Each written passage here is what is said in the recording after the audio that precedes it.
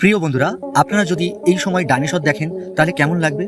আসলে এমনই সম্ভব হতে পারে যদি আমরা 65 মিলিয়ন আলোকবর্ষ দূরে অন্য গ্রহতে যদি থাকি এবং আমরা সেখান থেকে উন্নত দূরবীন দ্বারা যদি পৃথিবী দেখার চেষ্টা করি, তাহলে আমরা পৃথিবীতে ডাইনোসর দেখতে পাবো।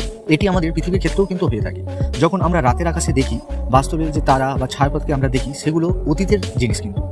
এর কারণ হলো, কোনো তারাকে দেখার জন্য তার থেকে নির্গত যে আলো আমাদের চোখ পর্যন্ত আসতে বহু বহু বছর সময় পার করতে হয়। এই জন্য আমরা যে তারা দেখতে পাই তার থেকে নির্গত রশ্মির শুরুর ছবি, অর্থাৎ আমরা যে তারা আকাশে দেখতে পাই, এটা প্রথম তার নির্গত যে রশ্মি যেখানে ছিল সেইখানটাকে রশ্মিটাই আমরা দেখতে পাই। সেটি কিন্তু বর্তমানে ওখানে নাও থাকতে পারে, ওখান থেকে সাধারণত সরে যায়।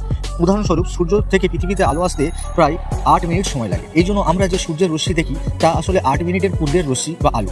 যেমন হাবল টেলিস্কোপের ধারণকৃত সংগৃহীত ব্রহ্মাণ্ডে আশ্চর্যজনক যে ছবিগুলো আমরা দেখি, তা মোটামুটি কয়েক বিলিয়ন বছর আগে পুরানো ছবি।